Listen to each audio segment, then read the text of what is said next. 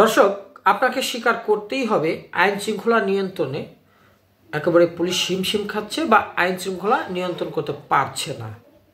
তাই এখনই যদি স্থানীয় সরকার নির্বাচন দেওয়া হয়, অর্থাৎ মেম্বার চেয়ারম্যান বা উপজেলা চেয়ারম্যান এগুলো যদি নির্বাচন দেওয়া হয়, সেই নির্বাচনকে ঘিরে দাঙ্গা হাঙ্গামা হবে, কোন্দল হবে, দলাদলি হবে, গ্রুপিং হবে, লবিং হবে। এমনকি বড় বড় রাজনৈতিক দলের যে নেতাকর্মীরা তারাও চাইবে, সবাই চাইবে কেউ কেউ যে দল তাকে নমিনেশন দিক এবং দল তাদেরকে সাপোর্ট করুক। এখন কাকে সাপোর্ট করবে এটা নিয়ে কিন্তু কোন্দল এবং গ্রুপিং হবে, আইন শৃঙ্খলার পরিস্থিতি আরও অবনতি হবে।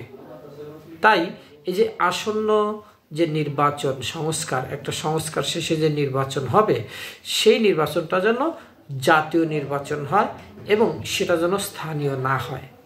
কারণ জাতীয় নির্বাচনটা আগে দিলে সেখানে একটা নির্বাচিত সরকার আসবে, নির্বাচিত সরকার প্রশাসনকে অনেক কঠিন নির্দেশনা দিবে এবং সেই নির্দেশনা অনুযায়ী কাজ করবে, তখন একটা স্থানীয় নির্বাচন দেওয়া যেতে পারে।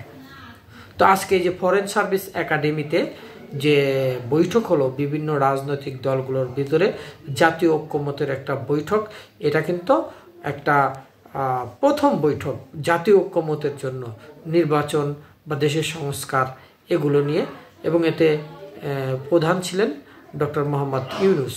সেখান থেকেই ববি হাজ্জাজ ফিরে উনি বলেছেন যে আজকের বৈঠকে বিভিন্ন বিষয় নিয়ে কথা বলেছি, জাতীয় নির্বাচন কখন হবে, কিভাবে হবে তা তুলে ধরেছি।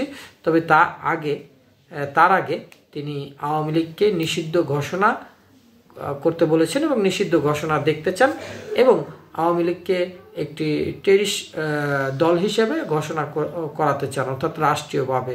তিনি অভিযোগ করছেন যে আওয়ামী লীগ যে নজিরহীনভাবে গণহত্যা চালিয়েছে, তারপর দেশের মানুষের সাথে যে ব্যবহার করেছে তা একটি সন্ত্রাসী কায়দায় করেছে, এটা তিনি বলেন। আরেকটি কথা, যে এই যে ববি হাজ্জাজের কথার সূত্র ধরে যদি এখানে একটু বলি যে জাতীয় নির্বাচন, হ্যাঁ সত্যি জাতীয় নির্বাচন করে দেখা হোক যে এই দলগুলো, অর্থাৎ যে দলগুলো বিশেষ করে বিএনপি এবং জামাত ইসলাম বা অন্যান্য দল, কারণ এই দুটি দলই তো এখন বর্তমান আলোচনায়। অনেকে বলছে যে আগামী নির্বাচনে কোনো ক্রমেই আওয়ামী লীগ অংশগ্রহণ করবে না। সেক্ষেত্রে আওয়ামী লীগ যদি অংশগ্রহণ না করে, এখানে এই দুটি দল মতান্তরের জাতীয় পার্টি এরাও হয়তো আসতে পারে।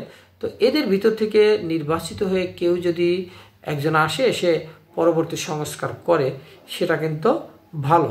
তাই এই অন্তর্বর্তীকালীন সরকার যাতে খুব বেশি বড় সংস্কার না করে, একটা মিনিমাম সংস্কার করে একটা জাতীয় নির্বাচন দিক, এরকম তিনি বলেছেন। এখন দেখা যাক ববি হাজ্জাজের এই মতের সঙ্গে ঐক্য হয় কিনা কেউ, বা অন্যান্য দলগুলো কি মত দিয়েছে সেটা আপনারা অবশ্যই জানবেন।